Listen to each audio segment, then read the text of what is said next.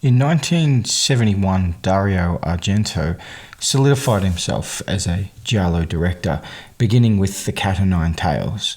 In this film, he dabbled into the fantastical mind of the killer, while teasing our desire to solve mysteries.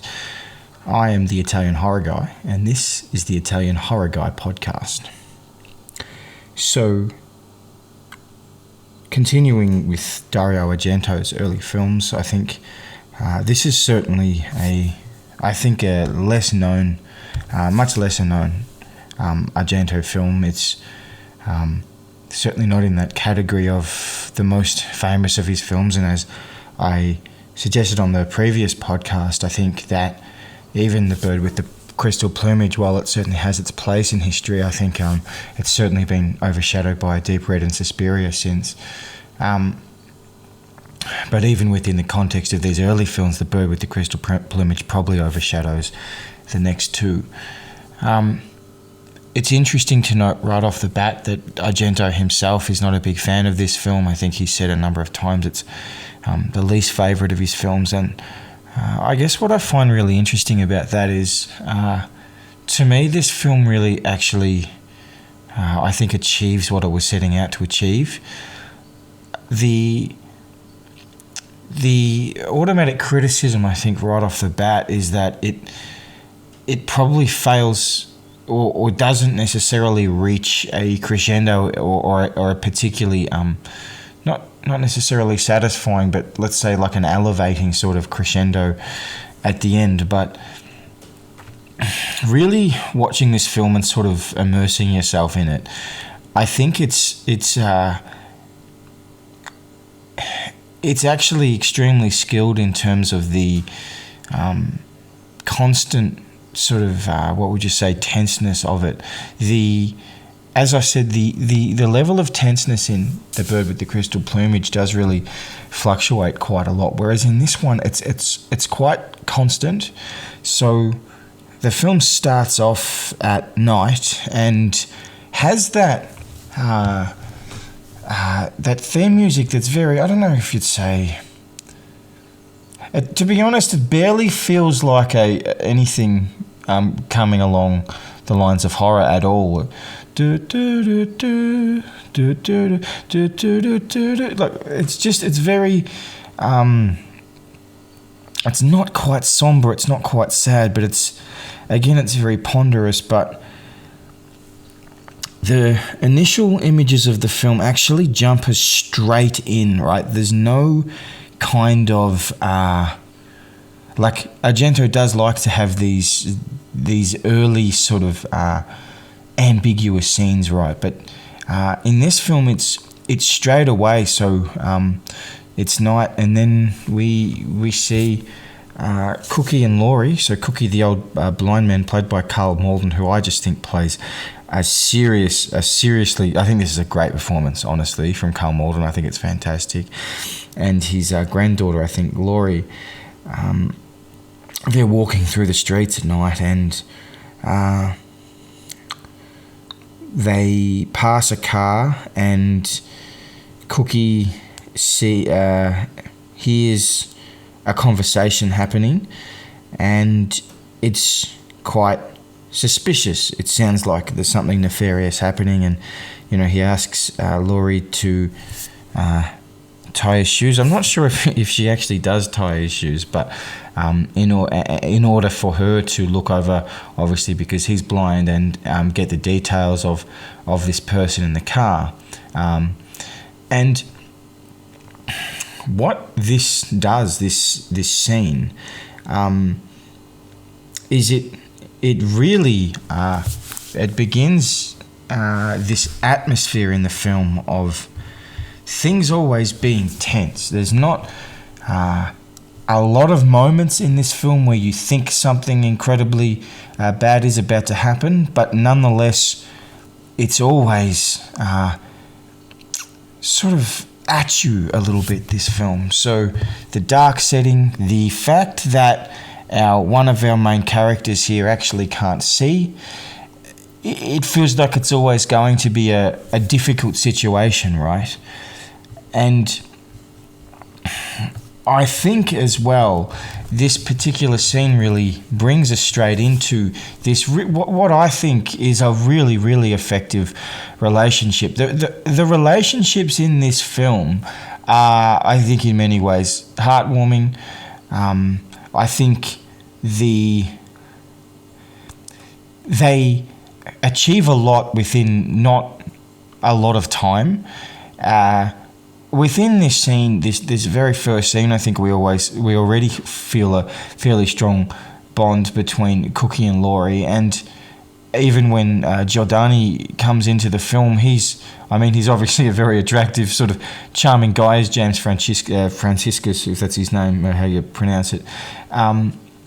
But there's something, he initially gets introduced by sort of bumping the cane out of Cookie's hand, but he's very apologetic, and he's very, very likable. I think later he's sort of an interesting interplay with Anna Terzi is also just, it's very, it feels very natural and very, there's a lot of chemistry with all the actors in this movie. And again, as I indicated on the previous podcast, I think it's, not only is it's probably more than an underrated part of Argento's films, but it's more something that is probably, as much as anything, criticised for not having great character development.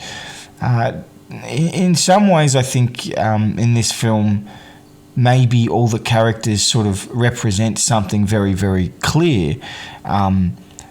But nonetheless, that doesn't mean that they don't interact really effectively with each other. So I guess to round out that thought, to me, it just...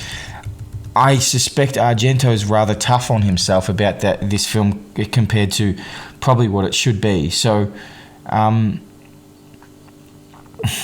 also, it's probably worth commenting that the sort of the main person that we're following usually is a reporter type, a writer type.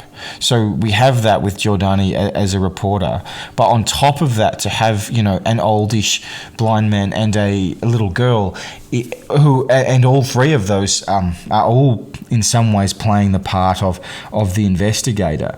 I just find that a really sort of an interesting change up from what we are used to with Argento's films, and I think it's really interesting. So, the conversation that they were overhearing in the car relates, as always in Argento's films, to a conversation of something with something nefarious happening, but not exactly a lot of clarity about exactly what that is. So. We in the early parts of the film, we sort of get introduced to this institution, and through the perspective of Giordani as the reporter, and he's sort of nosing around trying to get information from people about sort of what this institution is. And I sort of mention off the top here, it's interesting that both this film and the one I'll be talking about in the next episode, for Flies on Grey Velvet, big parts of the premise of, or maybe not the premise in that film, but certainly in this one, but a significant element of both of them is sort of based on this very bunk science. And I haven't looked into it, but I sort of get the impression that it was maybe they were things that were fashionable at the time, like maybe. So the research, the institute is looking at all kinds of, I suppose, anatomical research, and chromosomal research, but the sort of centerpiece of that is that this, I think it's an XYY chromosome, which is uncommon, is that is found in most murderers, basically, which is an interesting concept. Again, I don't know if this was an actual thing that people theorized. As far as I know, this kind of thing has never been actually proven or even really indicated by any kind of research. And it's sort of an odd thing because, as I said earlier, in the previous podcast, there's this sense of like that these especially these early gialli are very grounded in reality. Again, they're kind of suburban feeling settings, or at least intricate settings. So we feel like there's a sense of homeliness to it. So you probably trust the information that you're being given. So when they sort of weave in these rather unscientific concepts, the inclination, I think, is naturally to think, oh, maybe there's a degree of truth to that. But as I say, I don't think there's any truth in it whatsoever. So that's the setup, and basically there's a lot of killings that happen in relation to information about that chromosomal setup. So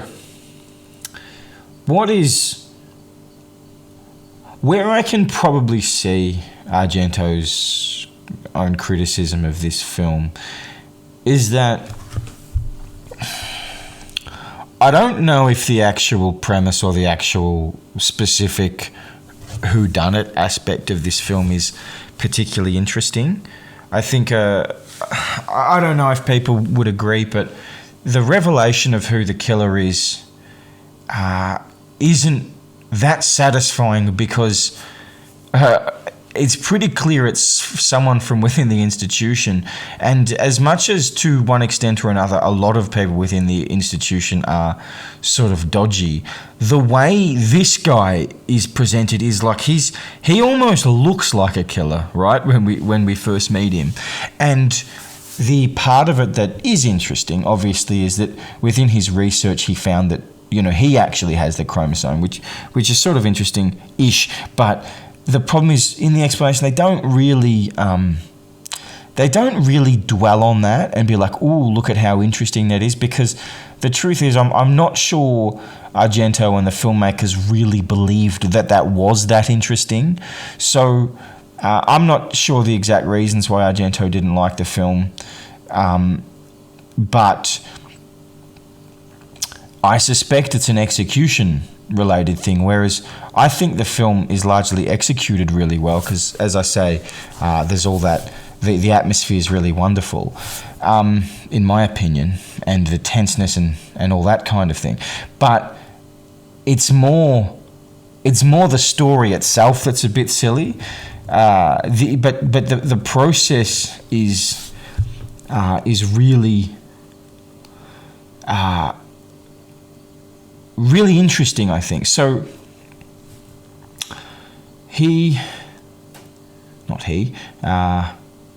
what's his name? Cookie he goes to meet Giordani at his office, or his we'll call it his office, where he writes his news. And they, within the conversation that they have, where they're sort of seemingly gathering a bit of information off each other. And again, this is what's really cool that I find really likable. Like Giordani, he just seems so likable and like he's able to relate both to Laurie and Cookie really effectively. But he says at one point, when he's questioned, not questioned, but when Giordani asks him about what his interest is, he said, "Well, I like puzzles." And I think, that's a really interesting thing, because I know it's so simplistic, but in some ways that's at the heart of the giallo film and the whodunit and the murder mystery. that when they're put together effectively, there's cues and there's clues and just that sense of mystery. And I guess in all of these films, generally there's someone who represents us in that desire to uncover. But in this particular case, with Cookie himself, it's sort of as if the film spreads that intrigue and desire for finding out outcomes into all different kinds of people. And it's interesting because you could have, like, if you remove Cookie and Laurie and obviously extend some of the other scenes, the movie could basically be structured in the exact same way. You'd keep Giordani and you'd basically have a normal Argento film. Because I'm just thinking, I don't think off the top of my head there's any sort of subtextual or even actual textual direct reason why they would you need a blind older man and a younger girl to be involved. Obviously, towards the end, Laurie gets kidnapped, but that's more just for a motivational thing. I guess the point is that they're in the movie to add heart to it. And that's interesting because I feel like in many ways, Argento, the heart that comes through in his movies is often coincidental. Whereas in this case, funnily enough, I think he wanted it to be a bit more heartfelt. And, there's not a hell of a lot of children in his movies, but I think automatically children are sympathetic, and also automatically I think blind people with canes are sympathetic, as he points out to Giordani at one point, where he tells him to wipe that look of sympathy off your face, which is very funny, even though obviously you can't see him. But that's just part of this sort of build into this little interplay between the two of them that is just really effective, and really drives the film. So this scene that I suspect probably splits viewers somewhat, maybe more towards the critical side, when I think it's Calabrese is his name, the guy from the car at the start. He is at a train station and he gets he falls in front of a train, and the effect itself is not great, I don't think. I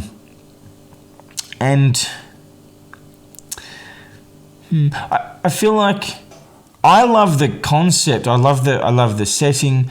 I love the idea of it being sort of happening in broad daylight.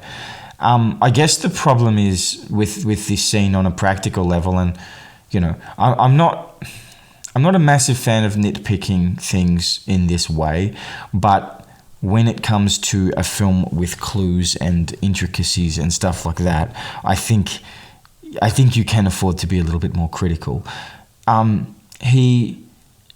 It's not shot in a way that suggests that no one would have seen that Calabrese was pushed. Now they hide that within the rather coincidental fact that there was a reporter there ready to take photos of someone else, and he snaps a picture of it. But in some ways, I think this situation's a missed opportunity, right? Because I think one of the things that drives murder mysteries in a lot of ways are things that are sort of set up early and then used later, or referred to throughout the film. I think I think there's a lot of setup and gradual payoff, say, in Deep Red. Now, maybe it's a matter of they didn't agree with me how interesting their little device was, but the fact that the reporter actually captured an image, actually captured him being pushed. My problem there is the way it unfolds, and this is maybe again part of the issue with the plot of this film, is sort of one thing happens, then another, rather than things being layered on top of each other and then all sort of making sense and unraveling at the same time. So I guess that idea that, it's been... the fact that the guy was pushed has actually been captured on the camera is cool, I think, and that they didn't realize, even though, he probably should have seen it at the time, or he should have seen it even when he started transferring it. But aside from that, it's sort of that is really resolved immediately.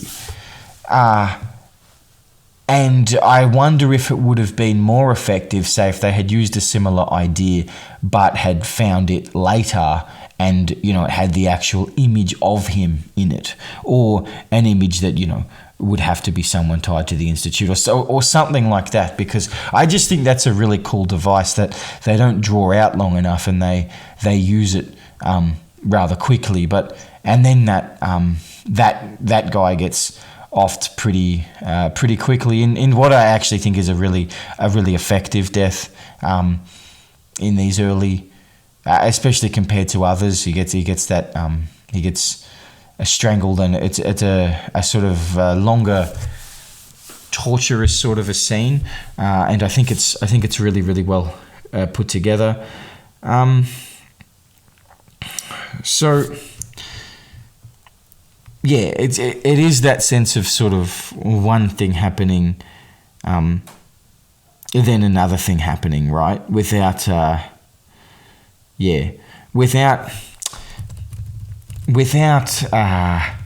it being sort of intricately layered, in a way that the most sort of effective murder mystery films or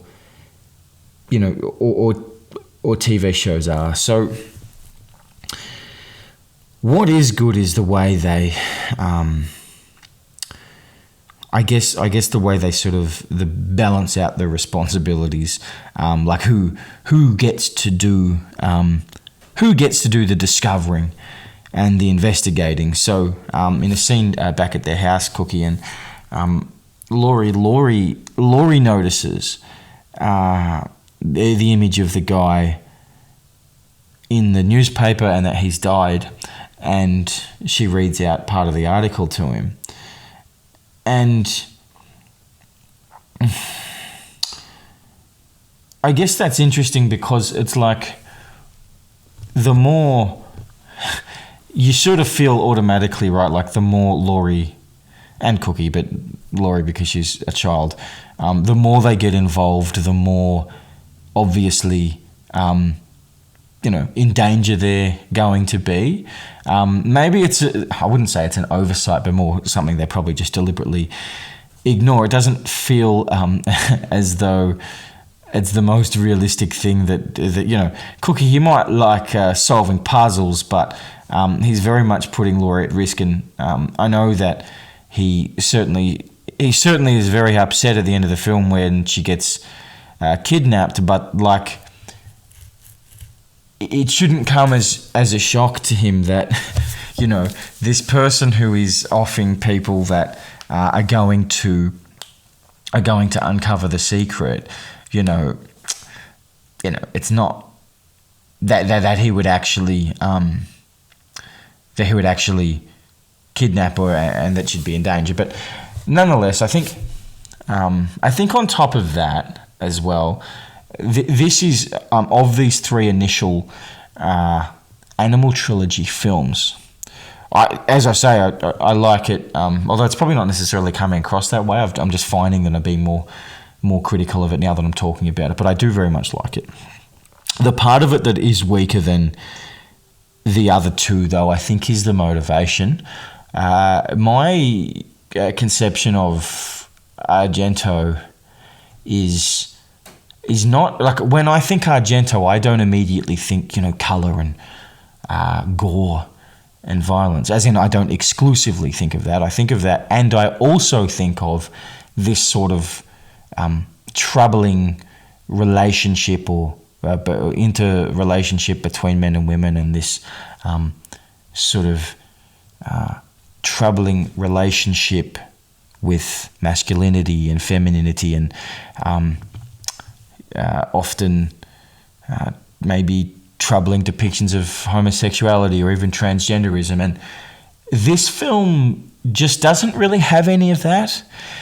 So I think, as I said, I think that the explanation is partly a bit disappointing, just because it's like I don't think it comes as any shock that this guy is the one that's doing it, but also his motivation for killing people is so it doesn't get found out that he is XYY and therefore would kill people and it would undermine his life's work or whatever. And I just think a bit like I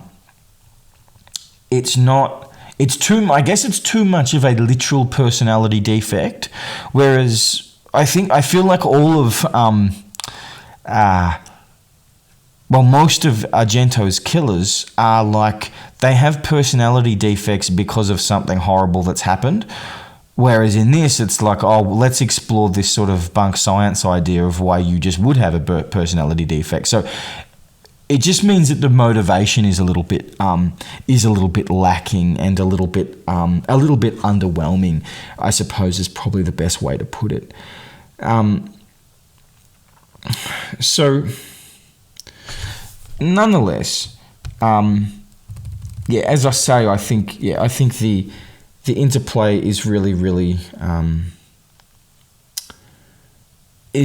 nice between really all of them. So at one point, I think I referred to it already, but Cookie sort of playfully has a little not dig, but a little he refers to Giordani's look of sympathy when he tells him that he wasn't always blind, and then he explains how he became blind, and then he knows that he's looking sympathetic, but the sympathy comes across when Giordani asks why he didn't take this story to the police. And the response is,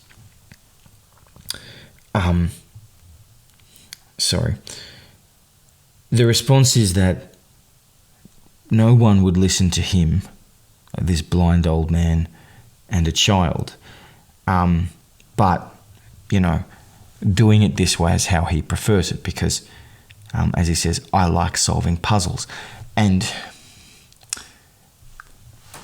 I think this is sort of the heart of where this film actually does succeed. So, again, this idea of a film working as or looking like it's gritty and sort of realistic seems, and it's a film noirism, but it's very much a gialloism as well. This sort of sense of like, because everything's gritty and feels real, we can look past some odd sort of behaviours and motivations. Like, I don't think there's any there's any uncertainty about the fact that he is absolutely risking his life here and the life of Laurie as well. But he is motivated by the fact that he likes solving puzzles, so that's fine, right? It's probably not the most realistic thing, but nonetheless, I think that's okay. So one thing that I'll mention in aid of the killer in this film, as in not his motivations, but the way he's depicted. So, as I've said earlier, I don't think he's the most satisfying revelation of all time in a Giallo or Argento film as the killer, but I really do like the shots of the eyes, okay? And it happens in various killings or sort of stalking scenes where he's watching people. I just think they're particularly effective, and this is something that becomes a real feature of Italian horror films, but certainly Argento's films as well. This idea of there just seems to be so much that you can do with eyes, right? There can be that sense of, I think Lucio Fulci said it once, the idea that these eyes have seen too much, right? Or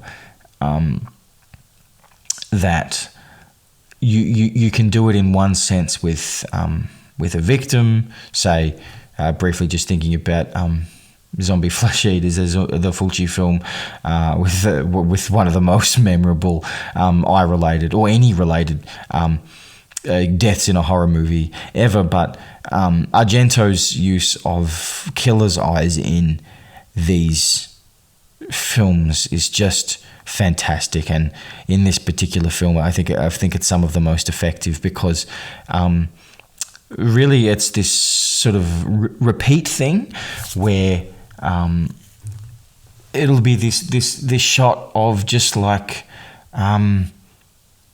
sort of emptiness, right? They'll be there, they'll be staring at what they're doing, and it feels like there's a bit of an indifference to it. So yeah, I think eyes are an extremely important element of the Giallo film. So again, to add to the what would you say, the charming aspect of the film, I know at one point Giordani asks Laurie why she calls him Cookie. I think his real name is like Franco Arno or something. I think, is that right? Franco Arno. And she says, well, because cookies are sweet. And I thought, again, like, that's nice, simplistic, effective writing that can just get across that heartwarming sense really, really effectively. And again, just making that point that there's that sense that Argento is not necessarily great at building characters, but I think there are moments in these early films where there are characters that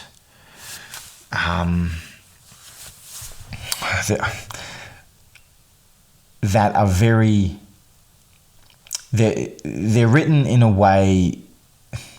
There are moments that can carry weight that is really, really effective. So Giordani and Anna, right? When he first goes into the institution, as in the institute, like he's not been committed, he sees Anna, and she's like the director's daughter or something, and obviously, like all of these ladies that play this particular position in these films, she's fantastic looking. Her hair is a product of the times, but it really is fantastic.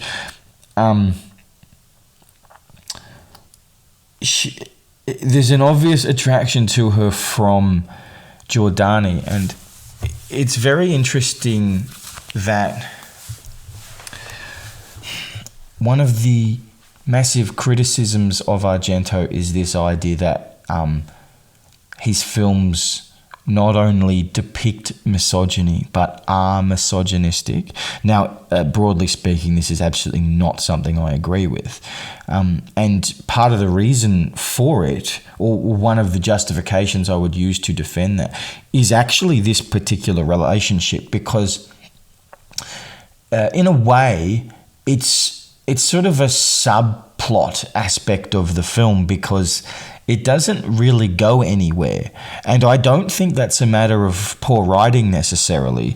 I think that it is to explore a purpose. So Giordani is very attracted to her, and eventually they sleep together. But there's an underlying sense of disrespect that he has to her the whole time. And I think it's clear from when he first sees her that he's very attracted to her, but almost to the point that he's intimidated by her. And he's a very good looking guy himself, but there is this, I sort of speculate that like his relationship with her is sort of like, when they actually have conversations, he's a bit coy, maybe even trying to be sort of a bit quippy, but not exactly in a way that is respectful.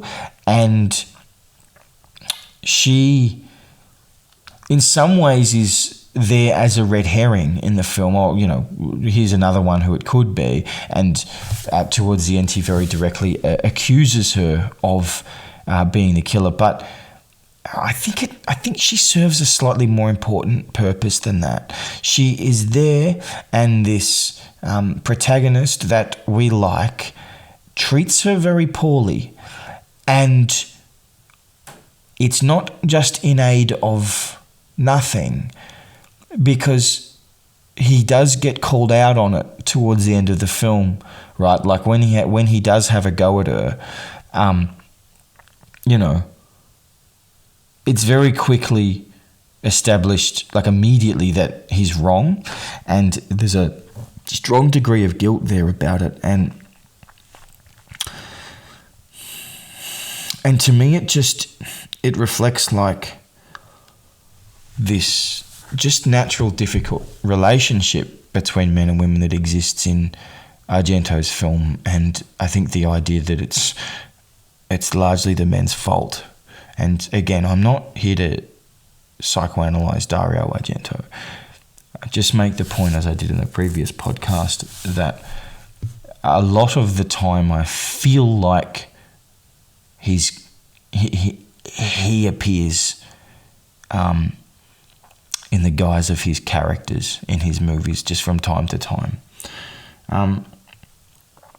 So it's just there is an interesting vibe with the two of them. Like, they have that scene where the cops are tailing them for some reason, and she speeds away through the city and gets away from them. And for the whole thing, it's sort of I think slightly implied that Giordani is a little bit scared by the situation, and that he's worried that she's going to crash. But I almost get the impression like he also doesn't want to make clear that he's scared, because he sort of doesn't want to be like have that position of like a subordination to this woman in that sense. But yeah, I think it's interesting. So to, I guess, extend slightly on those themes of maybe depictions of troubling things, or maybe actually go slightly further and say you can see attitudes of the time coming out. I think, and this isn't a criticism, by the way, but Argento seemed to be very keen to have gay characters in his films at the time, but he also seemed to struggle to, well, maybe not struggle. I again, it's a product of its time. They're very much caricatures, I think, and in a way that clearly if they gay people were depicted in this way now, it would I'm sure people would label it homophobia. I'm not sure I see it that way. but I think it's Anna who indicates that Giordani should go and talk to that weird German guy. I think his name's Braun, and he's at the he's one of the directors or something within the institute. But she tells Giordani that he's a bit weird, and that he hangs around at the St. Peter's Club. Now, she says that, and then it sort of cuts straight to the scene.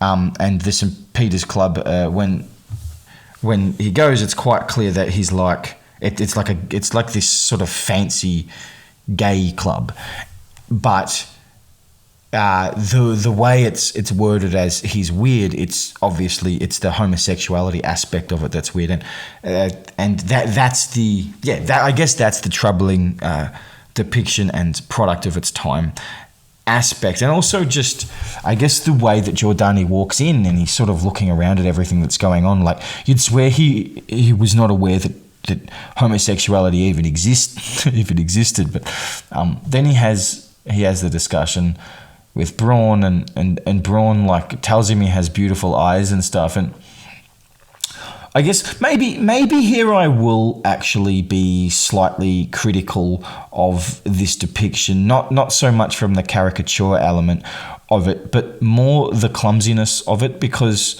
now Braun, when we see him earlier in the film, is he's a very strange looking man, but it's not immediately obvious that he's sort of a sort of token gay character in this film. But the way he has this conversation with Giordani at the bar, and he says, "Oh, you have beautiful eyes," it's like there's an aspect of the film that is, I think, trying to challenge Giordani and challenge the audience in a sense, like, here's homosexuality in my film and you're going to have to deal with it.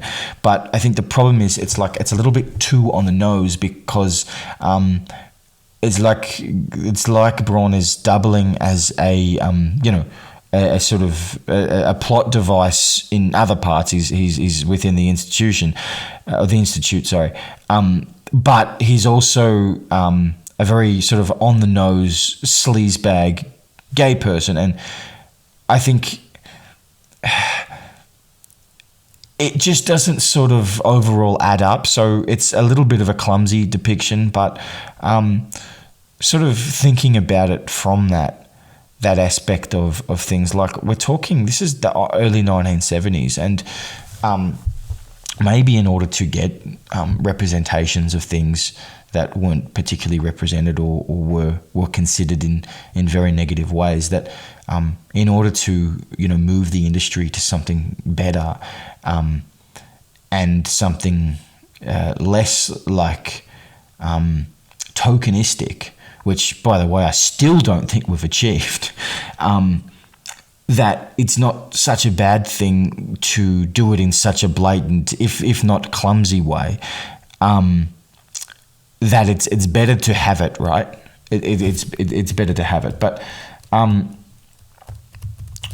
I guess the other aspect of that doesn't really fit is I just don't feel like that this movie's really about that stuff. So in the same way that it sort of brings, well,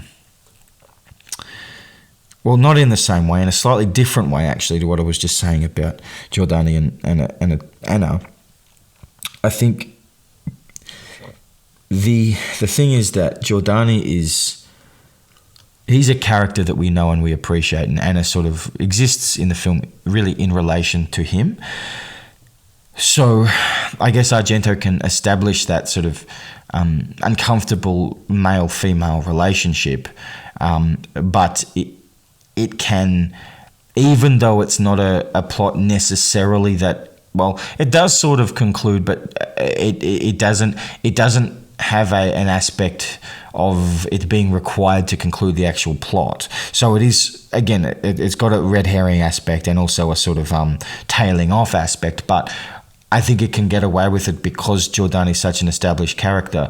But the gay aspect of brawn in relation to Giordani is a bit more clumsy. It's just a bit, it's like, oh, well, let's put this in here. And I don't think it really earns the right to be in the film. And yeah, it just ends up being a bit of a problem, I think, because it just doesn't quite balance itself out. Nonetheless,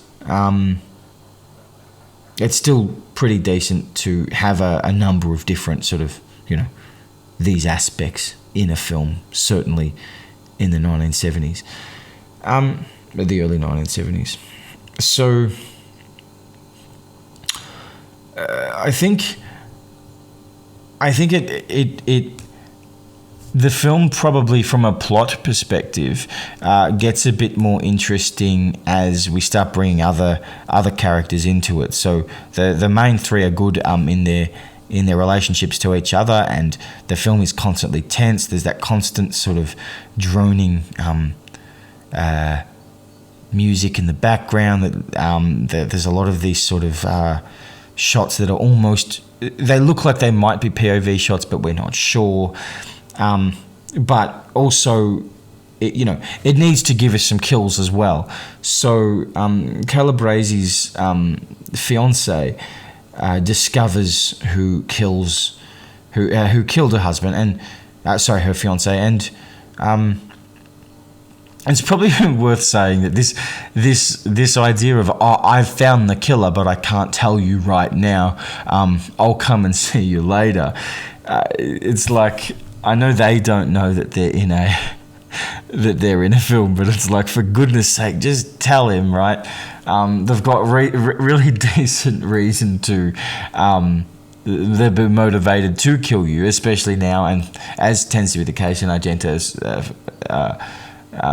films, like no information seems to escape the killer. So just tell him. But obviously she doesn't tell Cookie over the phone, and then she gets killed. But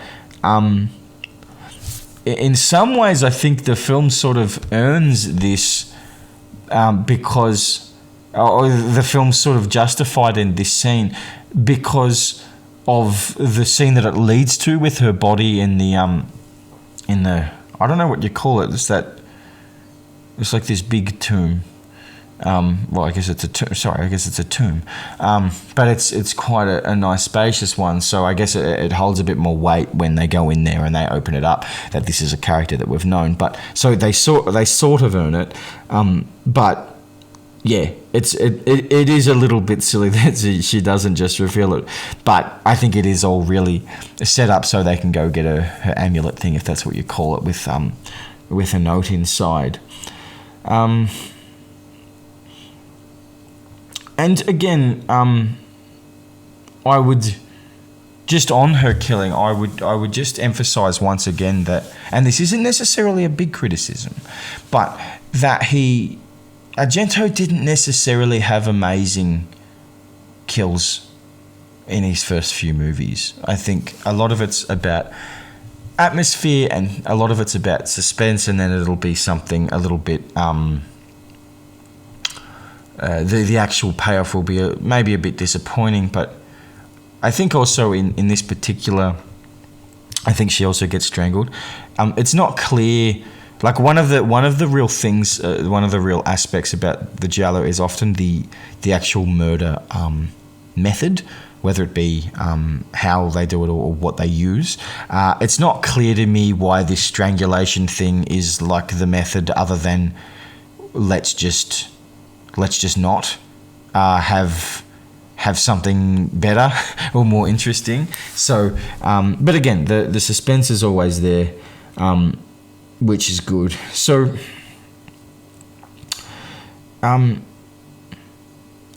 eventually Cookie gets this poem that presumably Laurie has read out to him, that says that Cookie and Laurie are now on the kill list, if that's what you'd call it. And he's very upset about this, obviously. And they sort of explain this away a little bit by him saying, I thought we're hopefully, I hoped we were going to be able to stay out of it, but obviously not. But I'm trying to think of how exactly they were meant to have stayed out of it, where he's pretty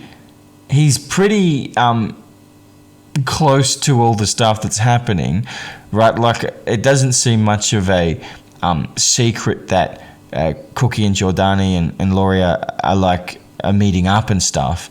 So it's not like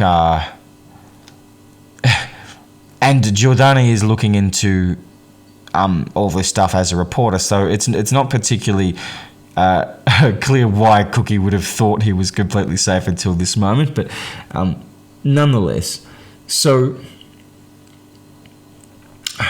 maybe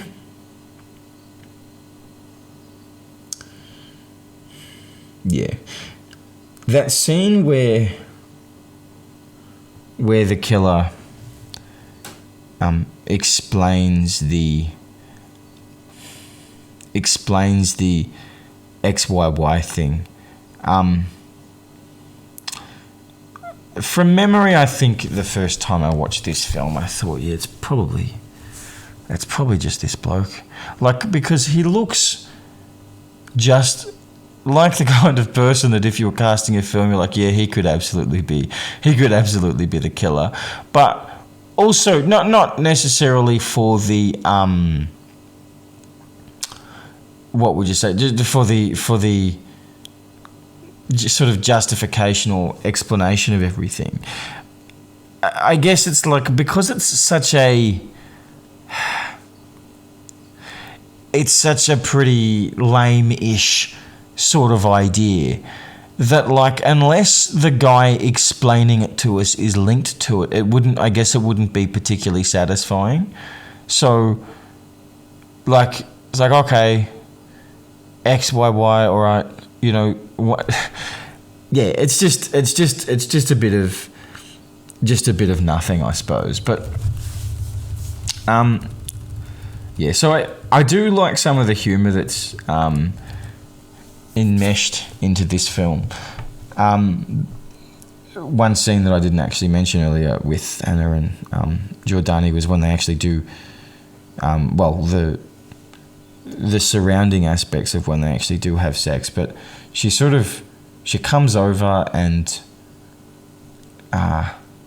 it seems pretty clear that she would like to sleep with him, and he has those little triangle things of milk. Now, I must say, I've never looked at this and really understood, because I know this is a thing, like if this is like something that happened in Italy at the time, but I didn't realise that milk sort of came in this way.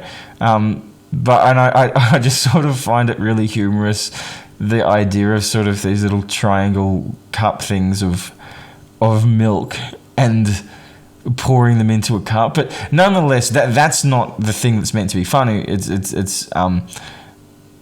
the idea that he offers her something to drink, and then he's like, oh, well, I've got some milk, and she doesn't want it. But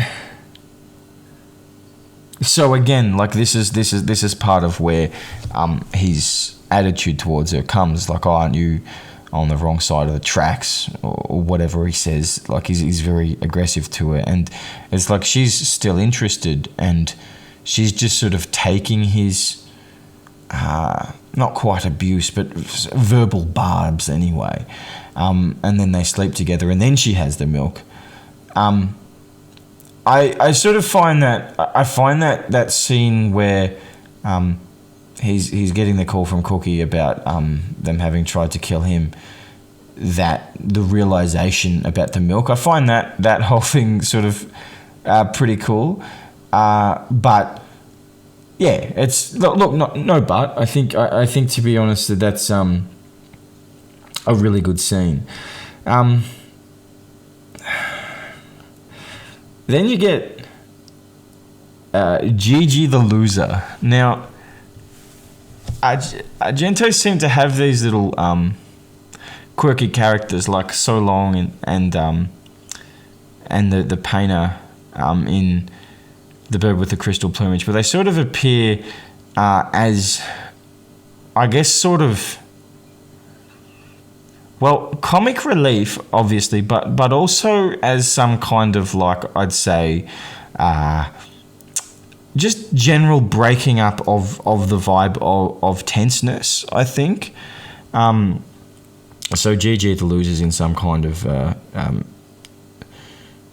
insult competition where he has to say as many insults consecutively as possible. And he wins that, but he seems to be someone that Giordani knows. And is it just me, or is it...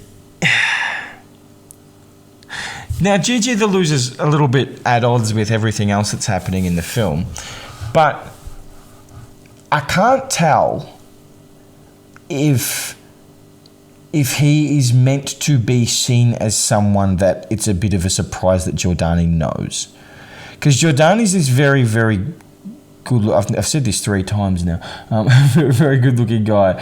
And he doesn't seem like he'd be hanging around with this real dodgy bloke. But I guess in 2021, sort of, we see the, position of the reporter as like a sort of upper class position, but I think in those days they were more they were very working class.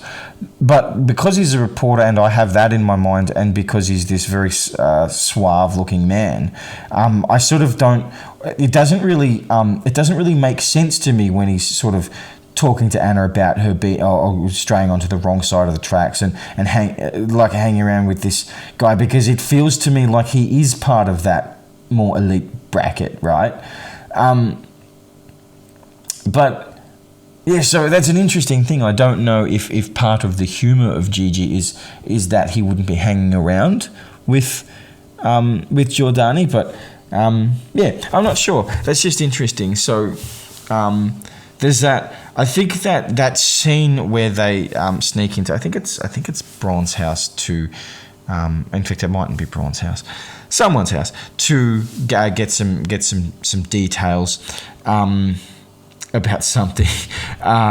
It's really, I find it really intricate and sort of interesting the way Gigi keeps unlocking things. I know that it's sort of humorous because they get locked in the room, and then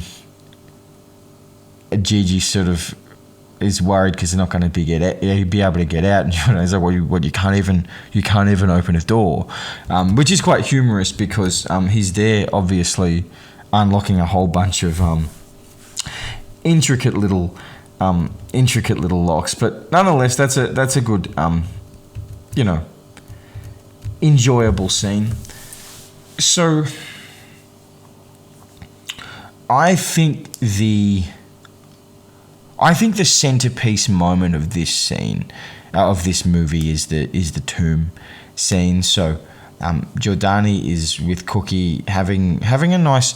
There's something so domestic and nice about Cookie's house, right? Like the kitchen's rather small and intricate, and he's cooking eggs, and he always seems to be doing his puzzles there.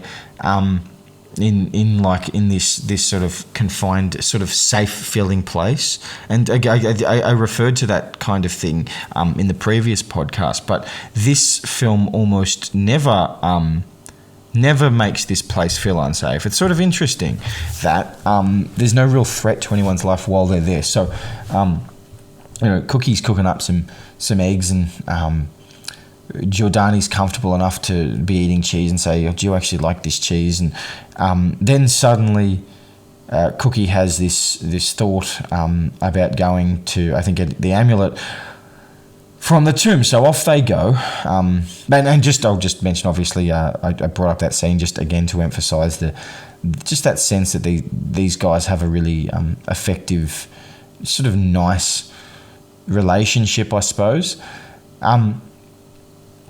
So they go to this graveyard, and it's at night, and Cookie sort of refers to them as grave robbers. And then, you know, I think it becomes effective, although maybe they overdo it. This sort of fear that Giordani gets, they sort of add more and more humor as it goes on. But again, I think it's an effective thing that Argento does to emasculate his male protagonists slightly, at least. Obviously, like in Deep Red, he's completely emasculated, and I think a big part of that is the point. Whereas in this, it's just a little bit, right? It's like, oh, so we're grave robbers now, and then he's clearly the scared one of the two, and it's great because, like, he's not the vulnerable one. He's younger and fitter, and Cookie's blind with a cane, but he's not really scared. And he's sort of, when they get to the actual tomb, it's he's encouraging it, just basically saying, hurry up and get in there. And he's too scared to sort of walk in, which is really good. Also, I'll just mention about this scene, I just think it's just classic Argento framing, right? Like, again, those shots that you don't know if they're POV shots, but they are from a distance, they're sort of from low down, but they're very voyeuristic, right? They're very like, they're keeping an eye on what's going on. And it's also never clear exactly where it's pretty clear that the killer's in that graveyard somewhere, but it's not exactly clear where they're coming from, though. Where he is, he'll step on the stones, and then Cookie will hear it, and just the whole thing's just really, really tense and really, really effective. And I think so much of the strength of this film relates to that tenseness. So eventually he goes into the tomb, he opens up the grave, and he steals a little note out of the amulet. And then there's a bit of a scuffle at the entrance of the tomb, and Cookie disappears for a while. Now, I guess I'll say once again, one of the problems with this film is the way things keep happening one after another, as opposed to in a sort of interrelated, interconnected type of way, because when Giordani gets stuck in the tomb, I don't believe there's a cutaway to anything else that's going on. So I think it sort of implies that a bit of time has passed. But it's rather humorous when he sort of lights up his cigarette and he goes, oh shit. Like, I think he just feels like he's just going to be stuck in there. But I think it would have been better if they'd cut away to something else going on. Even if they maybe... Look, actually, no, not... I was going to say cut away to the scuffle between Cookie and the killer, but that probably wouldn't have been that effective either. And I think part of the point is that we don't see it. But just to something else, to give the sense that there's been enough time for Giordani to be in there to actually worry that he's not going to come out. But nonetheless, I think it is really effective when Cookie comes back in, and his cane is sort of brandished with a blade at the bottom that has blood on it. I'm not totally sure the exact motivation of framing this scene in a way as if Cookie is actually like maybe the killer, and like Giordani's scared for a bit. Maybe you could just pass that off as Giordani is a bit of, he's a bit of a sook in this part of the film, and you can't blame him. But then again, it sort of re-emphasises the heart of the film when he explains when Cookie explains he had to give the note up, or else they were going to kill Laurie, and it's sort of that crescendo of like a motivation in the film, right? It briefly makes you think, oh, he's the evil one, and you're going, oh no, and then immediately he's devastated because of Laura Egan, and I think that potentially just really adds to the weight of the emotion. And again, it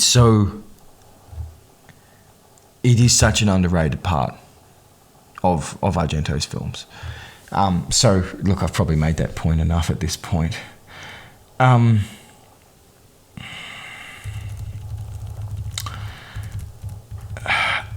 They cut to that shot of Laurie being taken out of the taxi by the killer, and it's like a POV from the killer. And I actually sort of think this shot's really, this whole thing I just find it a little bit distressing, and really effective. Like, I think it's a good scene, but like, you sense that Laurie knows that he's not, that he's either the killer or that he's dangerous. I think he says, "Oh yeah, are you taking me to Cookie?" I feel like she knows that's not the case. And one of the things that happens in a lot of these films is like there'll be a punch or a hit or something, and it'll be sort of implied by the camera. And the camera angle, and then obviously the sound effect. When he leans in and slaps Laurie, it actually sort of feels like he did. Like, I know obviously he didn't, but it's quite an effective shot, and I don't know, I just find it really, really uncomfortable.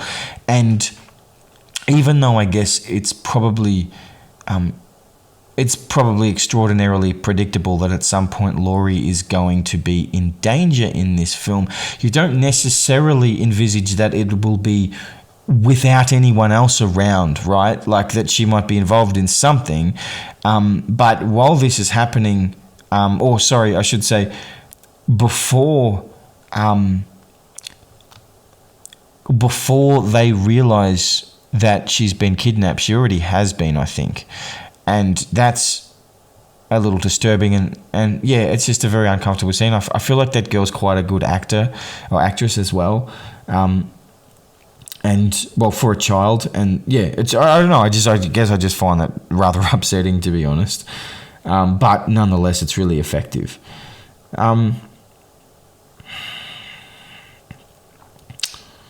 Yeah, Cookie gets a call saying that the police can't get involved, or else he'll kill Laurie. Yeah. Then we have that scene of Jordana yelling. And I guess yelling at Anna, and I guess I'll just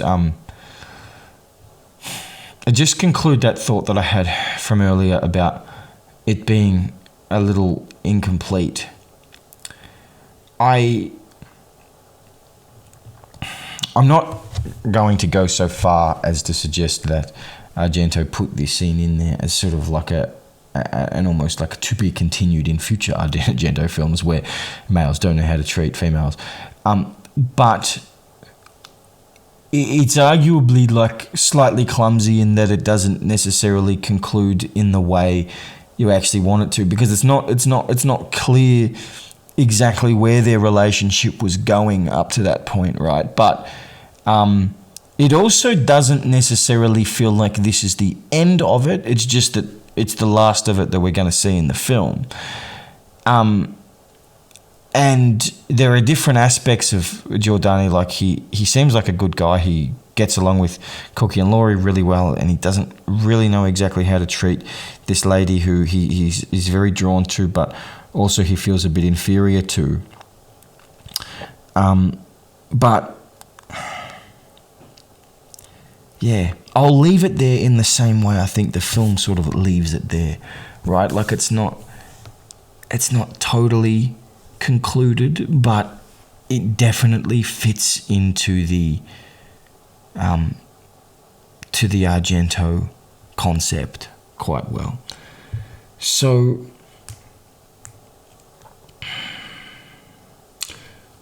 they look around, they go to the institution, and yeah, I think the rooftop setting is sort of cool. Like they move through the institution, and then there's a number of people there. They're like, I don't know if any of them are cops, but they are people from within the institution at least. keep saying institution. I'll just go institute. And they're all sort of in a room at one point, and then Giordani finds some blood on his shirt. And isn't it like after everyone sort of left, isn't it just sort of and this is not really a criticism of anyone in particular, but it's such a movie thing where like everyone's available, but someone has just seen something just after everyone else has disappeared, but they don't go and get everyone else. It's like, there's a murderer on the loose, but there's no real particular reason why you need to immediately go. Just like yell out and get the other people there. It'll take an extra 15 seconds and you're going to be a lot safer. But nonetheless, he decides to go after the blood himself, and he comes across because we need the the one-on-one fist fight between him and the killer. I've been calling him the killer the whole time. What is his name? Yeah,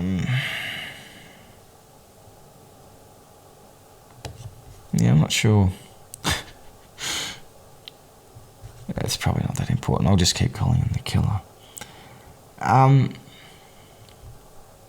So some of that fight scene is maybe not necessarily the most effective thing, I would say, but you always get those fight scenes, and I feel like especially one-on-one they can be a little bit lame, and obviously there's always the sound of the audio of Italian horror is its own thing already, and then when you add extra sort of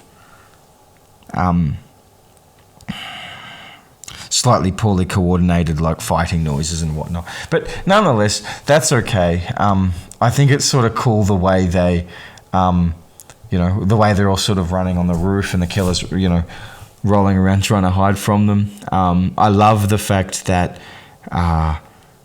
having sort of exited from the situation because he's blind, I suppose, that Cookie is then the one that catches him and is holding him there and saying, I'll drive this right through you. And I love the satisfaction on his face when he realizes that it's him. I think he feels the blood on the shirt, so I think I think that confirms in his mind this is the person that he was looking for, because obviously he'd stabbed him earlier. There is that sense of I've solved the puzzle, which I think is really cool. And then the final shot of the film, I don't know exactly what I make of it. It's a very early Argento thing. He does love smashing people through glass, and I guess what I find a little bit strange about it is he grabs like the cords for that elevator, but it feels actually like he slows himself down enough so he wouldn't have died. Like, evidently he will have injured his legs a lot, but it doesn't particularly feel like he he would have died. Like, the actual impact that he has, it just feels like he sort of lands there. And I'm just not sure. I think the shot is cool of him, like the blood coming out of the hands. I think that's a pretty cool shot, but until I'd watched it this time, I'd always wanted to like the ending of Laurie yelling at Cookie twice, but I hadn't liked it. But I think this time I did, because I really, really sort of dealt, and I think I'll put something like it in the title, because I'd really enjoyed the puzzles element of it, right? And like extending on that thought of the satisfaction that he'd solved the puzzle. Laurie then yelling at Cookie is sort of like the conclusion of that puzzle, right? Not only has he solved the puzzle, but she's all right. And don't forget, of course, to goad him, to goad Cookie the Killer, had told him that he'd actually killed her, and he had believed her. So up until that moment, we don't even know that. Cookie doesn't even know that Laurie's still alive. So that's sort of this concluding element of everything. That's like, not only has Cookie solved the puzzle, he's also, the whole thing's solved, right? Because his granddaughter, who he loves, is alive as well. So that about concludes my thoughts on the Cat o' Nine Tails. As I said, I feel like I've probably come across in a more critical way than I wanted to be, because I overall really do like the film. It's obviously got its flaws, but I think this is the Argento film that is possibly the most regularly tense. And, it's not easy to have all of your best elements working together at the same time in every film. This is not his best film in terms of plot or in terms of revelation, but it is probably his most tense film, and I think that's really saying something for it.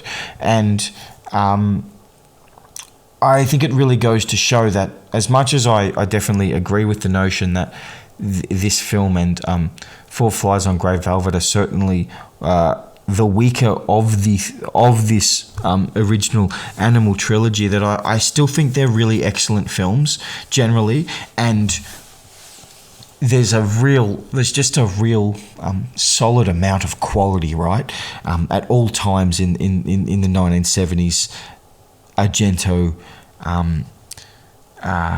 portfolio. So I'll wrap it up there, and again I'll have the third and the fourth and fifth episodes of this podcast out very soon. This has been the second episode of the Italian Horror Guy podcast, and tune in for the third episode, where I discuss Four Flies on Grey Velvet. Thanks very much, guys.